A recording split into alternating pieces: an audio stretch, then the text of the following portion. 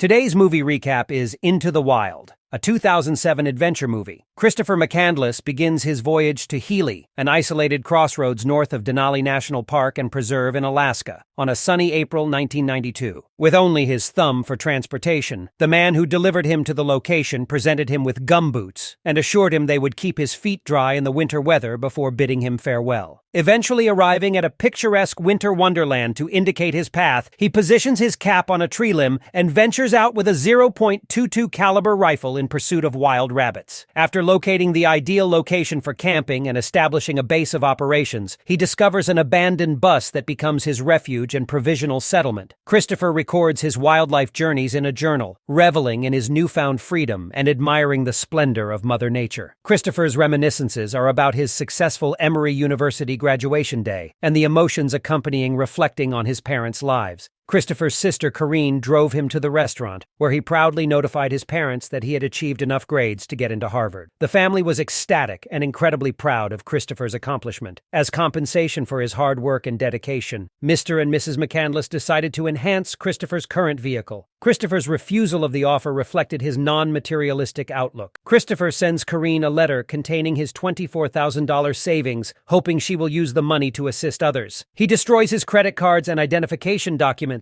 He embarks on a cross-country journey in his reliable vehicle without informing his family or agreeing to stay in touch with them. Christopher continues driving his treasured Datsun on the highway despite the flash flood warning sign. Eventually, however, he is compelled to abandon the vehicle and set out on foot while burning all of his remaining currency. Christopher sets out on foot from Lake Mead under the guise of Alexander Supertramp. The McCandless couple becomes extremely concerned when they do not hear from their son for an extended period. They chose to pleasantly surprise him by visiting his residence unexpectedly. When they arrive, however, they are stunned to learn that the apartment is for sale and that he departed 2 months earlier. Christopher, now known as Alexander, meets a hippie couple, Jan and Rainey, while traveling through Northern California. Jan inquires about Alexander's family. Alexander discloses that his childhood was difficult due to his parents' frequent violent disputes, nearly ending their marriage. Rainey observed Jan walking along the shoreline from a rock formation the next day. He tells Alexander about his deteriorating relationship with Jan, to which Alexander responds that people often feel unworthy of affection because of their past experiences. Rainey then requests that Alexander visit Jan, insinuating that he desires Alexander's assistance in reconciling with his affection. Later that evening, Alexander rekindled the relationship between Jan and Rainey. Alexander departed for his cross-country voyage the following day without informing Jan and Rainey, leaving them sad. Alexander traveled to Carthage, South Dakota, where he was introduced to the world of contract harvesting by Wayne Westerberg. Alexander spent most of his days working and socializing with Wayne and his friends. But one evening he asked Wayne where he could locate literature on hunting and meat preservation. Wayne suggests that he ask Kevin, a co-worker with expertise in hunting, about the upcoming excursion to Alaska. Alexander is enthusiastic about living in the wilderness and laments about the negative aspects of society, such as cruel parents, hypocritical legislators,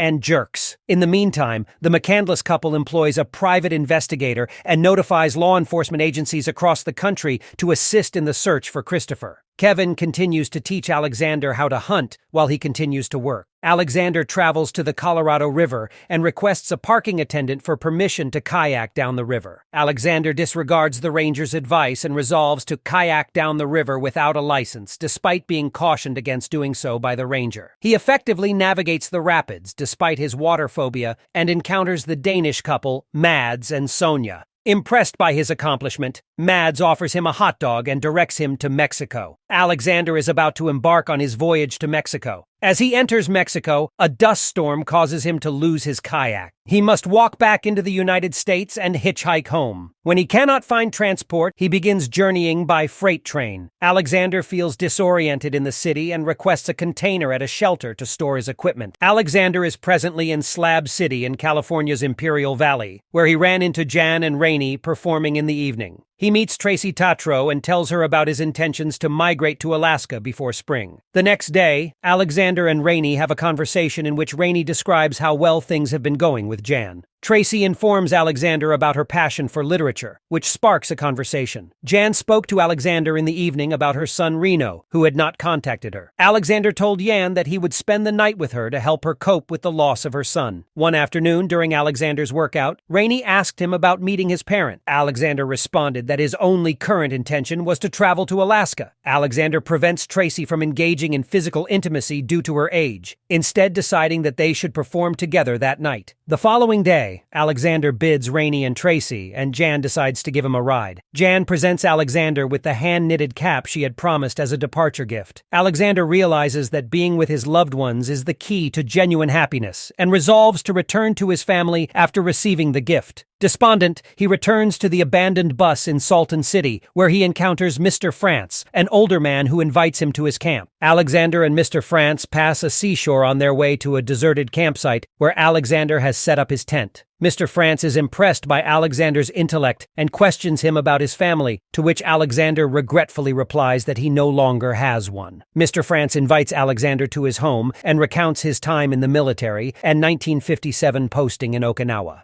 In addition, he discusses his wife and son, who perished in a vehicle accident while serving in the U.S. Army, and how he overcame his alcoholism. Mr. France then brings Alexander to his leather workshop, where he is delighted to observe Alexander's passion for leatherwork. Alexander and Mr. France participate in a leatherwork lesson, during which Alexander crafts a belt that reflects his past travels and experiences. Despite this, Alexander makes fun of Mr. France for being secluded and unable to travel. In response, Mr. France ascends a mountain he had previously refused to attempt. Mr. France encourages Alexander to believe in God and absolve his parents at the summit. Later, Mr. France awakens in the middle of the night to discover that Alexander is moving about the house, causing him to fear that he will depart before dawn. To prevent this, Mr. France offers Alexander transport to wherever he desires to go, and explains that he is doing so voluntarily. In addition, he provides Alexander with camping equipment and transports him through the desert. Alexander's circumstances improve as spring arrives in Alaska. He has effectively hunted, organized his possessions, and explored his environment. On the other hand, as their son disappears, Mr. and Mrs. McCandless become closer due to their shared anguish and desperation. Alexander spots an elk and decides to shoot it. After successfully killing the animal, he dashes to the bus to receive instructions on correctly preserving the meat. Alexander regrets killing the elk because he cannot preserve the flesh, and watching the wolves consume it reminds him of the world's indifference. The shortage of other animals in the forest leads him to hunger and desperation. Alexander relied on a guidebook to locate nutritious roots and berries in the wilderness to sustain himself. However, he fell unconscious after a night of feasting due to exhaustion. The following day, Alexander awakens in excruciating agony and realizes that he had ingested poison from one of the plants he had consumed, which could have been fatal without appropriate treatment. Alexander was entirely at the mercy of nature in the forests, which had previously been a place of liberty for him, but now felt like a prison from which he could not flee. He was trapped. Alexander considers the prospect of reuniting with the people he has met throughout his life, and muses how things would have been different if this had occurred. He imagines Jan and Rainey living peacefully together, Wayne being released from prison and able to move freely, Mads and Sonia enjoying their time in Los Angeles, and Tracy feigning affection for his parents on the night of her prom. As the movie comes to an end, Alexander dons his sweater before beginning to write. He wrote that shared delight is genuine. Christopher McCandless posts a sign informing everyone he has ever encountered that he lived a joyful life, and then wishes them farewell. He addresses himself using his legal name Christopher McCandless for the final time. Christopher considers how delighted his parents would have been if he had returned home as he drifts off to slumber. His eyes are securely shut as he enters a restful slumber that daylight will never again disturb. 2 weeks later, moose hunters discovered Christopher's corpse in the bus.